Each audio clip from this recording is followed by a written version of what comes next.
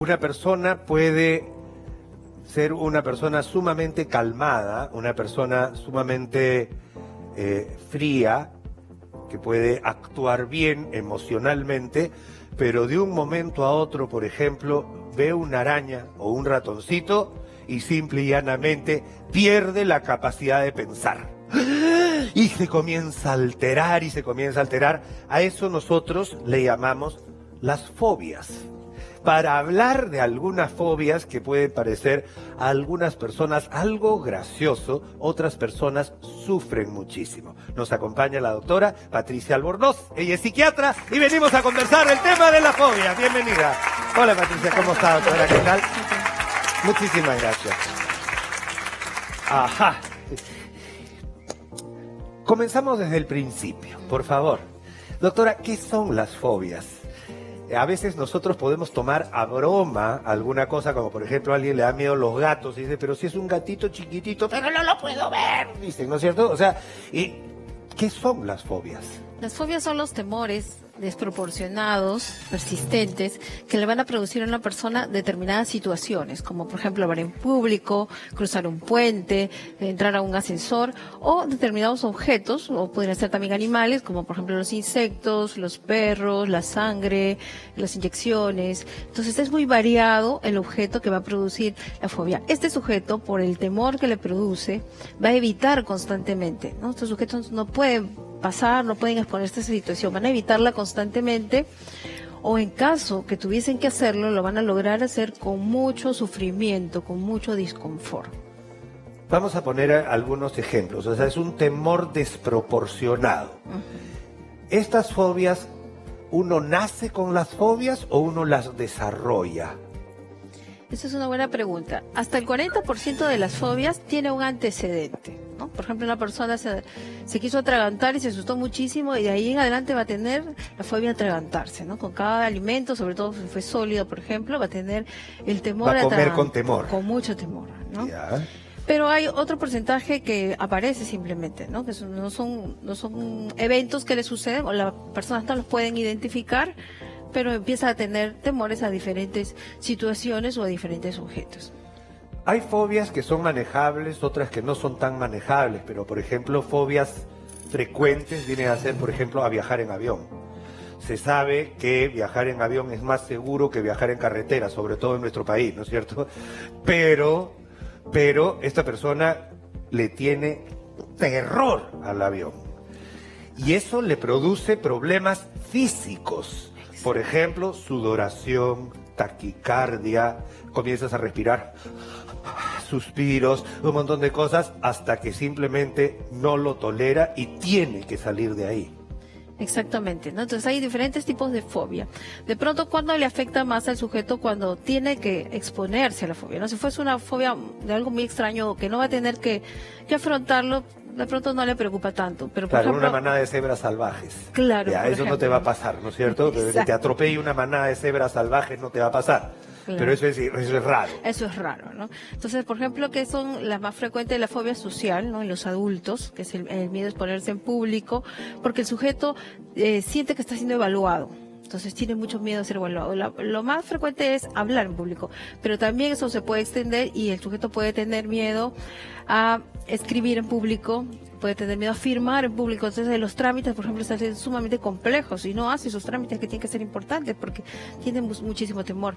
Antes, cuando usábamos más los teléfonos públicos, por ejemplo, podíamos ver ese temor también, que es parte de la fobia social, ¿no? Fobia social, ese es un tema que deberíamos tocar de repente en privado porque es interesantísimo. Fobias sociales.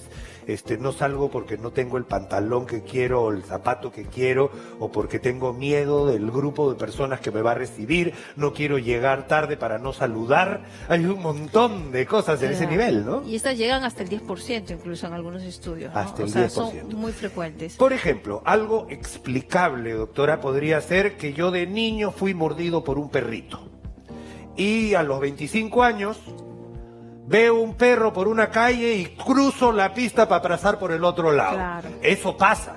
Eso pasa, eso es una fobia específica a los perros, ¿no?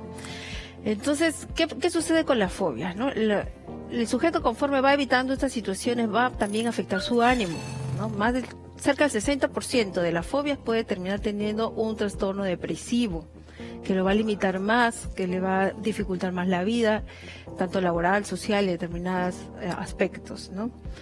Y también las fobias comparten con otros trastornos ansiosos porcentajes importantes. Por ejemplo, con el trastorno de pánico, ¿no? El trastorno de pánico, la ansiedad es extrema. La persona piensa que se va a morir. Sí. Y por el trastorno de pánico van a las emergencias de los hospitales. Me consta, y es una de las emergencias más comunes ahora, sobre todo en gente que está expuesta al estrés crónico, mal manejado, Claro. comienza a tener... Y realmente da la impresión de que tuviera algo y simplemente con un ansiolítico se acabó todo el problema. Exacto. Pero, doctora, ¿hay una forma de desensibilizarse, por ejemplo, si yo soy miedoso de los perros o tengo fobia a los perros, criar un cachorrito me puede ayudar a quitarme la fobia? Yo diría que depende en qué momento, ¿no? Entonces, algo práctico que yo les explico a los pacientes es, imagínense que los temores son como una escalera, ¿no? En el escalón 1 está el temor más leve, y en el 100 el temor que es demasiado para mí, yo no podría imaginarme en tal situación. Si la persona se expone 100 veces al 1, el 1 desaparece y pasamos al 2. Y así, entonces las personas pueden enfrentar sus miedos y pueden ir desapareciendo sus fobias. Si hablamos de miedos, y eso hay que hablarlo con el paciente, ¿no? ¿Qué tan leve te parece? ¿Qué lo podrías hacer? Entonces, sí hay que animarlo a enfrentarse, pero hay miedos moderados y severos, donde no es recomendable empujar al paciente que se enfrente cuando no está listo. Claro. Probablemente va a ser contraproducente. De acuerdo, doctora, me ha pasado, he visto que, por ejemplo, una persona que le tenía pánico a nadar al agua y no toleraba no tener piso, y a pesar de que esto, y amigos lo tiraron a la piscina. Y eso fue terrible, Sí, ya, es terrible, terrible. porque le acrecentó esa fobia y lo hizo una persona casi antisocial. Y ese es un tema que hay que manejar más bien muy finito para poder no producir el efecto contrario, ¿no? De desensibilizar, no, sino sensibilizar mucho más. Claro. Y ese es un tema, por eso no se deben forzar estas situaciones. Sí, hay que ser muy cuidadoso con eso, y para eso hay tratamientos, ¿no?, especializados. La terapia cognitivo-conductual tiene mucha evidencia en mejorar esto, y las técnicas de exposición, ¿no? O sea, de enfrentarse de manera gradual a los objetos temidos hasta que la persona pueda vencer el temor. Perfecto. Doctora, hemos aprendido bastante, porque estoy seguro que cada uno en su mundito interior tiene algún miedo en especial. Miedo a caer, miedo a la altura, miedo a los reptiles, miedo a las arañas, miedo a los ratones. Desde mi punto de vista, son miedos que se pueden controlar, pero muchas veces hay que pedir ayuda. Correcto. ¿De acuerdo? Sí, totalmente de acuerdo. Perfecto, muchísimas gracias, doctora. Muchísimas gracias, amigos.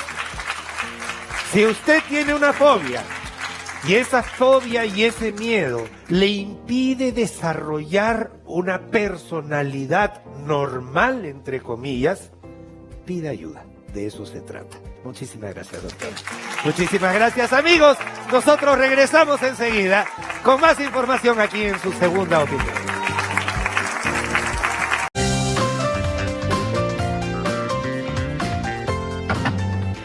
Buenas tardes, señora. Soy Cristian Aranda, colaboradora del Dr. Borda. Usted es parte muy importante de nuestro programa. Por favor, ayúdenos a mejorar. ¿Cómo? Pues a través de nuestras redes sociales, con sus preguntas, sugerencias o casos particulares, usando el hashtag Segunda Opinión.